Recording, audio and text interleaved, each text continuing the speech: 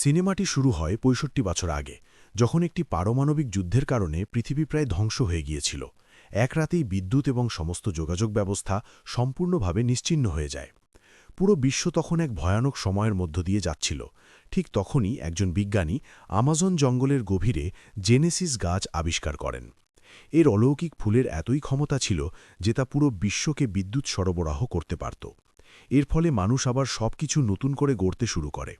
এই আবিষ্কারের পর সমস্ত জেনেসিস গাছকে সরকারি নিয়ন্ত্রণে নেওয়া হয়। পারমাণবিক যুদ্ধের পর জন্মগ্রহণকারী ৯০% শিশুর মধ্যে জিনগত সমস্যা দেখা দিতে শুরু করে। এই সমস্যার সমাধানে বিজ্ঞানীরা মানব ডিএনএতে ফুলের উপাদান মিশিয়ে দেন। এর ফলে প্রত্যেক মানুষ মাতৃগর্ভ থেকেই কোনো না কোনো ক্ষমতা নিয়ে জন্মাতে শুরু করে। কারো হয়তো শোনার ক্ষমতা অনেক বেশি ছিল, আবার কারো দৃষ্টিশক্তি ছিল অসাধারণ। এই ক্ষমতা নিয়ে জন্মানো মানুষদের বলা হতো জেনেটিক্স, এবং তারাই নতুন পৃথিবীতে রাজকীয় জীবনযাপন করত। তবে জনসংখ্যার প্রায় ১০% মানুষের রোগ প্রতিরোধ ক্ষমতা কিছুটা দুর্বল ছিল, এবং তাদের শরীর ফুলের এই মিশ্রণকে পুরোপুরি প্রত্যাখ্যান করেছিল। এই মানুষদের বলা হতো স্পেশালস, এবং তাদের কেবল পরিষ্কার পরিচ্ছন্নতা ও রক্ষণাবেক্ষণের মতো ছোটখাটো কাজ দেওয়া হতো। আমরা এখন ক্লোইকে জেনেসিস ইনস্টিটিউটে দেখতে পাই। সে সেখানে ক্লাস ট্রিপে আসা একজন ছাত্রী, এবং তার হুইলচেয়ার ব্যবহারকারী সঙ্গী লিওন সেখানে ছদ্মবেশে একজন পরিষ্কার পরিচ্ছন্নতা কর্মী হিসেবে কাজ করছে। সবাই যখন অন্যদিকে ব্যস্ত, লিওন একটি ডিভাইস ব্যবহার করে একটি বন্ধ দরজা খোলে এবং একটি ব্যক্তিগত এলাকায় ঢুকে পড়ে। ম্যাপ চেক করে সে দেখতে পায় কাছেই দুজন প্রহরী দাঁড়িয়ে আছে, তাই সে একটি ছোট যান্ত্রিক ইঁদুরের খেলনা ছেড়ে দেয়। প্রহরীরা সেটিকে তাড়া করে, এবং যখনই তারা খেলনাটি ধরে সেটি থেকে ঘুমের গ্যাস বের হয়, যা দুজনকেই সাথে সাথে অজ্ঞান করে দেয়। লিওন তাদের চাবিগুলো নিয়ে ভেন্টিলেশন সিস্টেমের দিকে যায় এবং একটি গ্যাসের ট্যাঙ্ক যুক্ত করে পাইপের মাধ্যমে স্লিপিং গ্যাস পাঠিয়ে বিজ্ঞানীদের অজ্ঞান করে দেয়। সে একটি মাস্ক পরে ল্যাবে ঢোকার চেষ্টা করে, কিন্তু তার কোডটি ভুল ছিল। সে ক্লোইকে কল করে এবং তাকে সঠিক কোডটি জোগাড় করতে বলে। মূল লবিতে ক্লুই শুনতে পায় কিছু ছেলে স্পেশালসদের নিয়ে বাজে কথা বলছে তাদের মেরে ফেলা উচিত। ক্লোই তাদের সাথে তর্ক শুরু করে, এবং অন্যান্য ছাত্ররা উল্লাস করতে থাকে। একজন প্রহরী ছুটে আসে। ক্লোই দ্রুত অসহায় হওয়ার ভান করে প্রহরীর কাছে সাহায্য চায়, এবং কৌশলে তার পকেট থেকে নোটপ্যাডটি চুরি করে নেয়। সে নোটপ্যাডের ভেতরে সঠিক কোডটি খুঁজে পায় এবং তা লিওনকে পাঠিয়ে দেয়। কোডটি পাওয়ার সাথে সাথেই লিওন দ্রুত ল্যাবে প্রবেশ করে। সে তার মায়ের পুরনো ঘড়িটি বের করে, যেখানে উৎসাহব্যঞ্জক কথা খোদাই করা ছিল, আমরা এক, আমরা সমান। এটি তাকে প্রয়োজনীয় সাহস যোগায়। সে একটি লিভার টানে, মেশিনটি খুলে যায় এবং ভেতরে জেনেসিস গাছটি দেখা যায়। সে একটি পুরনো হাতিয়ার নিয়ে কাঁচের আবরণে ফুটো করতে শুরু করে, কিন্তু সে ফুলটি তোলার জন্য হাত বাড়াতেই গাছটি থেকে একাধিক কাঁটা বেরিয়ে আসে এবং হঠাৎ একটি অ্যালার্ম বাজতে থাকে। তবুও লিওন ফুলটিকে একটি নীল ক্যাপসুলে ভরতে সক্ষম হয়। একটা ঘোষণায় বলা হয় যে বিল্ডিংটি লকডাউন করা হয়েছে এবং সবাইকে অবিলম্বে বেরিয়ে যেতে হবে। ক্লোই লিওনের জন্য অপেক্ষা করতে চেয়েছিল, কিন্তু প্রহরীরা তাকে অন্যান্য ছাত্রদের সাথে জোর করে বের করে দেয়। কোনো মতে লিওন ঠিক সময়ে পালিয়ে আসতে সক্ষম হয়। বাইরে এসে লিওন ইচ্ছাকৃতভাবে ক্লোইর সাথে ধাক্কা খায় এবং তার টেডি বিয়ারটি ফেলে দেয়। টেডিটি ফেরত দেওয়ার আগে সে ক্যাপসুলটি এর ভেতরে লুকিয়ে রাখে।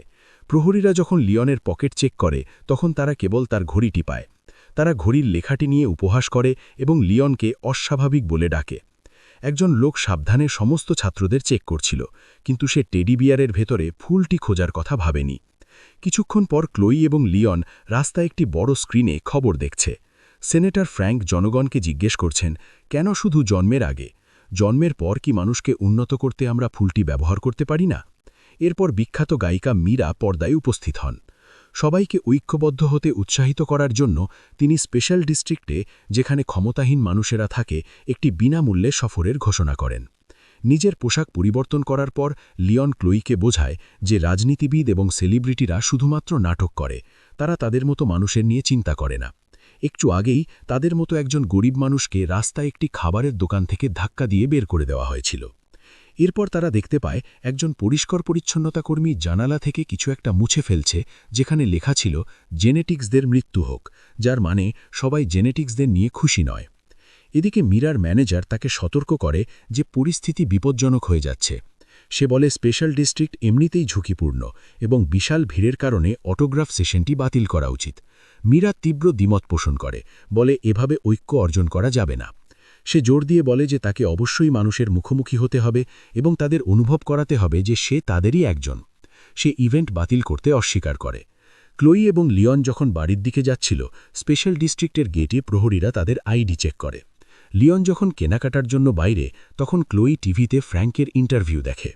ফ্র্যাঙ্ক এখন দাবি করছে যে সে এমন একটি ওষুধ তৈরি করেছে যা ক্ষমতাহীন 10% মানুষকেও সেই শক্তি অনুভব করতে দেবে, যার মানে তাদেরকেও বাকি সবার মতো করে তোলা যাবে। এটা শুনে ক্লোই খুশি হয়, কিন্তু লিওন সাথে সাথে এটিকে মিথ্যে বলে উড়িয়ে দেয়। তারা তাদের বাড়িতে ফিরে যায়, যা মূলত একটি ছোট ওয়ার্কশপ। ক্লোই গাছপালা জন্মায় এবং লিওন বিভিন্ন ডিভাইস তৈরি করে।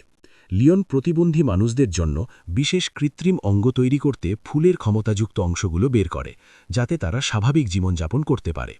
গ্রাহকদের দেওয়া টাকাতেই তাদের সংসার চলে। একটি কাজ শেষ করার পর জেনেটিক ডিস্ট্রিক্টের একজন লোক মেরামতির কাজের জন্য কল করে। ক্লোই প্রত্যাখ্যান করে যে তারা বাড়ি গিয়ে কাজ করে না এবং ক্লায়েন্টকে তাদের দোকানে আসতে হবে।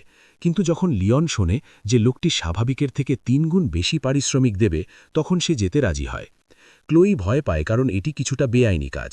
লিওন তাকে আশ্বস্ত করে যে সে পুরো রাস্তাটি চেনে, কোথায় প্রহরী আছে আর কোথায় নেই। সে বলে কেউ টের পাওয়ার আগেই সে ঢুকতে পারবে। তারা একটি দামি রেস্তোরাঁয় পৌঁছায়। রাঁধুনি তাদের পিছনের দরজা দিয়ে ভেতরে ঢুকতে দেয়। রাঁধুনিও একজন স্পেশাল এবং তার অক্ষমতা সত্ত্বেও হাঁটতে সাহায্য করার জন্য সে একটি মেকানিক্যাল স্যুট ব্যবহার করে। হঠাৎ অ্যান্টি জেনেটিক্স নামের একটি গ্যাং মূল দরজা ভেঙে ভেতরে ঢোকে এবং বিদ্যুৎ সংযোগ কেটে দেয়। লিওন স্যুটটি মেরামত করা শেষ করে। রাঁধুনি বলে সে বিদ্যুতের লাইন চেক করবে এবং তাদের টাকা নিয়ে আসবে। গ্যাংটি রেস্তোরাঁ ধ্বংস করতে শুরু করে এবং বিশেষ ক্ষমতাসম্পন্ন মানুষদের হত্যা করতে থাকে। কয়েক মিনিটের মধ্যেই টেবিলগুলো ভেঙে চুরমার হয়ে যায় এবং মেঝেতে অনেক মৃতদেহ পড়ে থাকে। গ্যাং লিডার দেওয়ালে কিছু একটা লিখতে শুরু করে।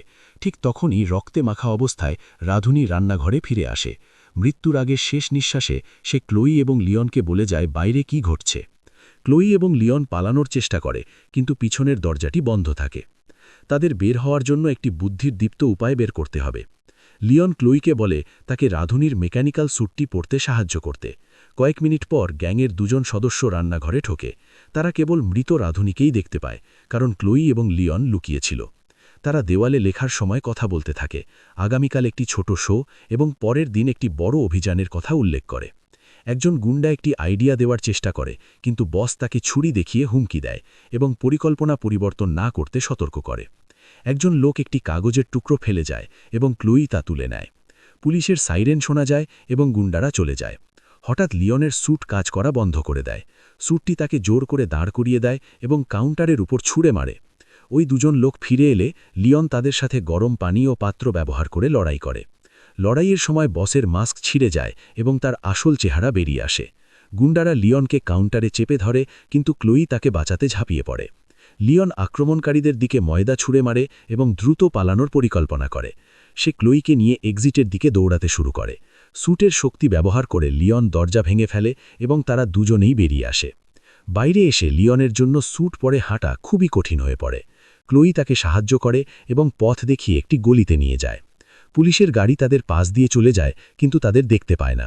ক্লোই বুঝতে পারে স্যুটের পা ফেটে গেছে, তাই সে লিওনকে খড়িয়ে খড়িয়ে বাড়ি পর্যন্ত যেতে সাহায্য করে। পরের দিন রিপোর্টাররা পুরো ঘটনাটি কভার করে এবং সিকিউরিটি ক্যামেরার একটি ছবিতে লিওন এবং ক্লোই দুজনকেই দেখা যায়। মিডিয়া গুজব ছড়াতে শুরু করে যে হয়তো তারা ওই গ্যাংয়েরই অংশ। তাদের সমস্ত তথ্য পুলিশের কাছে পাঠানো হয়। স্পেশাল ফোর্সের ক্যাপ্টেন হ্যাজেস বলে যে ক্ষমতাহীন মানুষের এলাকাটি অপরাধের আখড়া হয়ে গেছে এবং তারা শীঘ্রই স্পেশাল ডিস্ট্রিক্টে অভিযান চালাবে। লিওন এবং ক্লোই আতঙ্কিত হয়ে পড়ে, কারণ তারা হ্যাজেসকে চিনতে পারে। সেই হলো সেই গ্যাংয়ের লিডার যার চেহারা তারা গতকাল লড়াইয়ের সময় দেখেছিল। ক্লোই কাগজটি খোলে এবং বুঝতে পারে এটি মিরার কনসার্টের একটি ফ্লায়ার, যেখানে একটি ছোট ম্যাপ আঁকা আছে।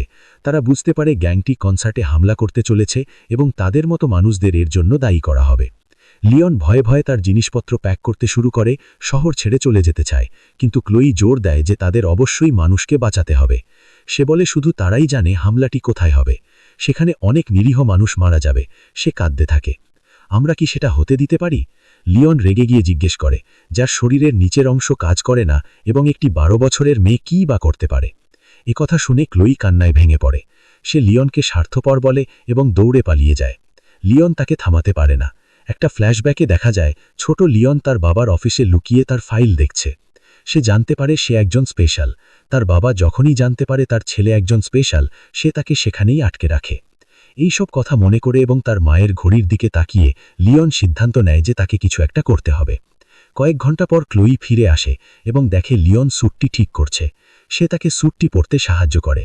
লিওন তার হাত পা নাড়ে এবং বলে সে হ্যাজেসকে বন্দী করবে এবং তাকে তার অপরাধ স্বীকার করতে বাধ্য করবে। লিওন বাতিল জিনিসপত্র দিয়ে নিজের জন্য অস্ত্র তৈরি করে এবং লোহা বাকিয়ে তার শক্তি প্রদর্শন করে। ক্লোই স্যুটের ভেতরে কিছু বিশেষ তার লক্ষ্য করে এবং দ্রুত স্যুটের অস্ত্রগুলো সক্রিয় করার জন্য একটি রাসায়নিক মেশাতে ছুটে যায়। ঠিক সেই মুহূর্তে মীরা স্পেশাল ডিস্ট্রিক্টে একটি কনসার্ট করছিল। দর্শকরা পুরোপুরি উন্মাদ হয়ে বেড়া ঠেলে এগিয়ে আসছিল। নিরাপত্তাকর্মীরা কোনো মতে তাদের আটকে রেখেছিল। কনসার্ট শেষ হওয়ার পর মীরা যখন বাসে উঠতে যাবে তখন প্রহরীরা তার নিরাপত্তাকর্মী এবং ম্যানেজারকে হত্যা করে। বিদ্রোহীরা একটি ট্রাকে করে আসে এবং দেওয়ালে তাদের বার্তা লিখতে শুরু করে। হ্যাজেস মীরাকে হুমকি দেয় এবং তাদের সাথে চুপচাপ যেতে বলে। ঠিক তখনই লিওন তার মাস্ক ও স্যুট পরে সেখানে উপস্থিত হয়। সে বারান্দা থেকে লাফিয়ে পড়ে এবং সাথে সাথেই আক্রমণ করে, কিন্তু ক্লোয়ের রাসায়নিকের কারণে স্যুটের চারপাশে গাছপালা জন্মাতে শুরু করে। গুন্ডারা হাসতে থাকে, কিন্তু লিওন গাছপালাগুলো ব্যবহার করে। একজন গ্যাসে অজ্ঞান হয়ে পড়ে, আরেকজন লতায় আটকা পড়ে। ক্লোয়ে একটি চুরি করা গাড়ি চালিয়ে এসে মীরাকে ডাকে।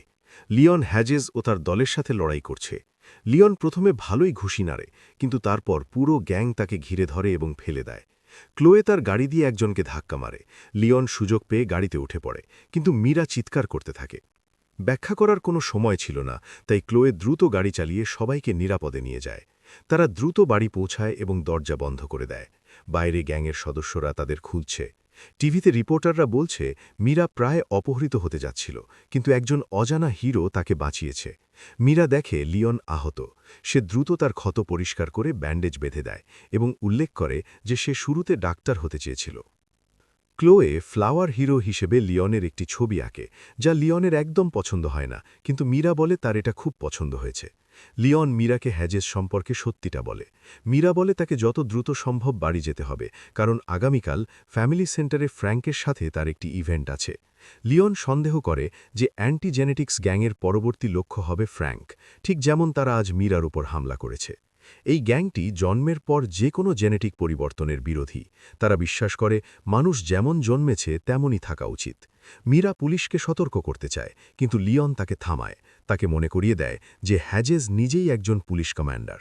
তারা একটি নতুন পরিকল্পনা করার সিদ্ধান্ত নেয়। পরের দিন মীরা ও লিওন ফ্যামিলি প্ল্যানিং সেন্টারে যায়। তারা বাচ্চা নেওয়ার পরিকল্পনা করা নবদম্পতির ভান করে। যেহেতু মীরা বিখ্যাত, সে ডাক্তারকে বলে যে তার পরিবারকে রক্ষা করার জন্য সে মিডিয়ায় তার স্বামীর কথা জানায়নি। লিওন ডাক্তারকে রাজি করিয়ে তাদের সুবিধাগুলো ঘুরিয়ে দেখানোর ব্যবস্থা করে। ঘোরার সময় লিওন হঠাৎ একটি চাবি চুরি করে নেয়। এরপর সে মীরা সবার জন্য পারফর্ম করবে বলে কর্মীদের মনোযোগ অন্যদিকে ঘুরিয়ে দিয়ে তাদের একটি ঘরে জড়ো করে। হঠাৎ অ্যান্টি জেনেটিক্স গ্যাং সেখানে হাজির হয়। লিওন লবিতে তাদের সাথে লড়াই করে। গুন্ডারা যখন তার উপর ঝাঁপিয়ে পড়ে, লিওন গ্যাস বোমা ছোড়ে, যা তাদের মাস্ক গলিয়ে দেয়। লিওন প্রথমে ভালোই লড়াই করে, কিন্তু তারা সংখ্যায় অনেক বেশি ছিল। তারা তাকে ফেলে দেয় এবং মারধর শুরু করে। হ্যাজেস তার মাস্ক ছিঁড়ে ফেলে এবং বারবার তার মুখে ঘুষি মারতে থাকে। হঠাৎ ফ্র্যাঙ্কের সিকিউরিটি টিম চলে আসে এবং গুন্ডারা পালিয়ে যায়। মীরা জানায় যে সে ফ্র্যাঙ্ককে কল করেছিল, কারণ সে জানত লিওন একা এত বিপুল সংখ্যক গ্যাং মেম্বারকে সামলাতে পারবে না। লিওন জিজ্ঞেস করে কেন প্রহরীরা গুন্ডাদের ধাওয়া করল না। ফ্র্যাঙ্ক উত্তর দেয়, তাদের চেয়ে তুমি আমাদের কাছে বেশি গুরুত্বপূর্ণ ছিলে। জানা যায় যে ফ্র্যাঙ্ক আসলে লিওনের বাবা। এটা শুনে ক্লোয়ে পুরোপুরি চমকে যায় এবং বুঝতে পারে লিওন এতদিন তাকে মিথ্যা বলেছে যে তার বাবা মারা গেছে। রাগে সে সেখান থেকে দৌড়ে পালিয়ে যায়। রিপোর্টাররা যখন ছুটে আসে, ফ্র্যাঙ্ক সাথে সাথেই তার রাজনীতিবিদের রূপে ফিরে আসে। সে বলে যে তার ছেলে প্রমাণ করে যে জেনেটিক্স এবং ক্ষমতাহীন মানুষের মধ্যে ব্যবধান অনেক বেড়ে গেছে। সে জনগণকে আগামীকাল সতর্কতার সাথে ভোট দেওয়ার আহ্বান জানায়। এক সপ্তাহ পর ফ্র্যাঙ্কের প্রজেক্ট প্রায় সবার অনুমোদনে পাশ হয়েছে বলে ঘোষণা করা হয়। স্পেশাল ডিস্ট্রিক্টে অনেক বাস আসে এবং সমস্ত গরিব মানুষকে চিকিৎসার জন্য শহরের বাইরে একটি মেডিকেল ক্যাম্পে নিয়ে যায়। ফ্র্যাঙ্ক দাবি করে যে এই চিকিৎসার পর তাদের আর কোনো ত্রুটি থাকবে না। সে বলে তাদের থাকার জায়গা স্পেশাল ডিস্ট্রিক্ট খুলে দেওয়া হবে এবং সবাই একসাথে স্বাধীনভাবে বাস করবে। মেডিকেল সেন্টারে লিওন জিজ্ঞেস করে ক্লোয়ে কোথায়, কিন্তু ফ্র্যাঙ্ক বলে তারা তাকে খুঁজে পায়নি। লিওন হ্যাজেসের নাম উল্লেখ করলে ফ্র্যাঙ্ক প্রসঙ্গ পরিবর্তন করে। সে বলে, এ নিয়ে ভেবো না, আমি শুধু তোমাকে সুস্থ করতে চাই। লিওন তাকে মনে করিয়ে দেয়, তুমি যখন আমার মাকে সুস্থ করতে চেয়েছিলে তখন সে মারা গিয়েছিল। তোমার কি মনে আছে? ফ্র্যাঙ্ক ক্ষমা চায় এবং স্বীকার করে যে সে ভুল করেছিল। সে বলে যে তার মা একটি চিঠিও রেখে গেছেন। সে ব্যাখ্যা করে যে লিওন বাড়ি ছাড়ার আগে তাকে চিঠিটা দিতে সে ভয় পাচ্ছিল। লিওন চিঠিটি খোলে। তার মা লিখেছিলেন যে তাকে ছেড়ে যেতে হচ্ছে বলে তিনি দুঃখিত। তিনি চেয়েছিলেন লিওন যেন একজন ভালো মানুষ হয়, কিন্তু তিনি ভয় পাচ্ছিলেন যে তার রাগ তাকে গ্রাস করবে এবং তাকে তিক্ত করে তুলবে। তিনি তাকে উপদেশ দিয়েছিলেন, বাবা, মানুষকে ক্ষমা করতে শেখো, কেননা শেষ পর্যন্ত কেউই তোমার সাথে থাকে না। এটা পড়ে লিওন কান্নায় ভেঙে পড়ে। তার মায়ের কথা মনে পড়ে যায়। মীরা এগিয়ে আসে এবং মুক্ত বাতাসের জন্য লিওনকে বাইরে নিয়ে যায়। হাঁটার সময় লিওন ক্লোয়েকে দেখে এবং তার কাছে ক্ষমা চায়। ক্লোয়ে তার ভাইয়ের ওপর বেশিক্ষণ রাগ করে থাকতে পারে না। লিওন এরপর ব্যাখ্যা করে যে তার বিশ্বাস ফ্র্যাঙ্ক শুধু তার প্রজেক্ট অনুমোদন করানোর জন্যই সব হামলার আয়োজন করেছিল, কিন্তু তাকে থামানোর আগে তাদের শক্ত প্রমাণ খুঁজে বের করতে হবে। ক্লোয়ের মাথায় একটি বুদ্ধি আসে এবং সে কৃত্রিম চোখ ব্যবহার করা এক লোকের কাছ থেকে একটি ক্যামেরা ধার নেয়। ডাক্তাররা পরবর্তী রোগীর নাম ঘোষণা করে। ল্যাবে ক্লোয়ে ভেন্টের ভিতর লুকিয়ে পড়ে এবং রেকর্ডিং শুরু করে। হ্যাজেস ও ফ্র্যাঙ্ক কথা বলছিল। তাদের কথোপকথন প্রমাণ করে যে তারা সবকিছু পরিকল্পনা করার জন্য একসাথেই কাজ করে।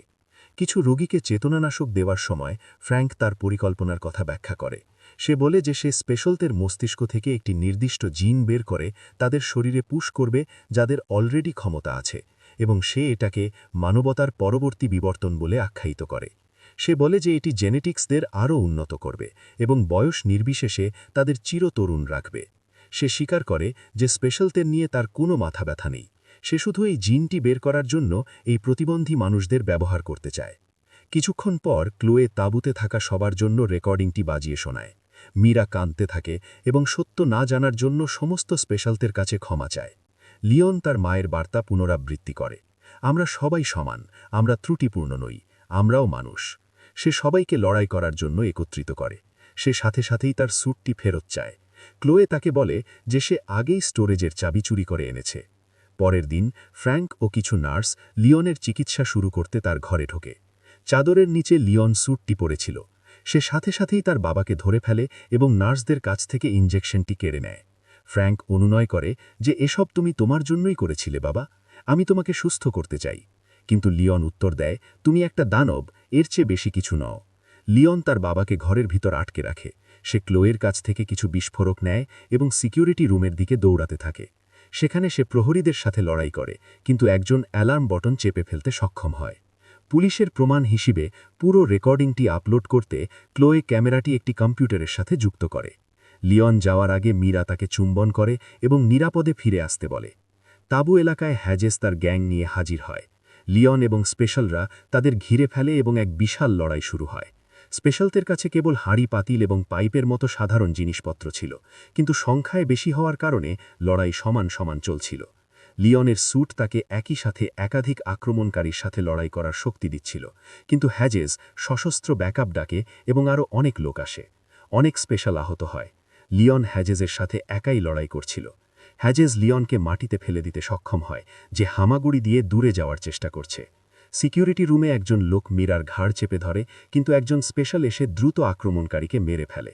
কম্পিউটার অবশেষে ফুটেজ আপলোড করা শেষ করে এবং ক্লোয়ের সাথে সাথে পুলিশকে কল করে। ল্যাবে লিওন জীবন বাঁচাতে হামাগুড়ি দিচ্ছে। হ্যাজেস তাকে ধরে ফেলে এবং আবার মারে। তাদের লড়াই টেবিল এবং কন্ট্রোল প্যানেল ছাড়িয়ে যায়। লিওন জেনেসিস গাছের মেশিনটি খুলে কিছু একটা ছোড়ে, যা কাঁচের আবরণটিকে ফাটিয়ে দেয়।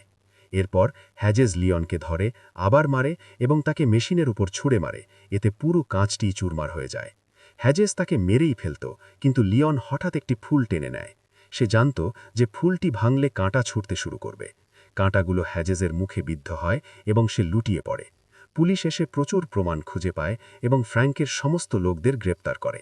ক্লোয়ে ও মীরা লিওনের দিকে ছুটে যায় এবং এবার লিওন এগিয়ে গিয়ে মীরাকে চুম্বন করে।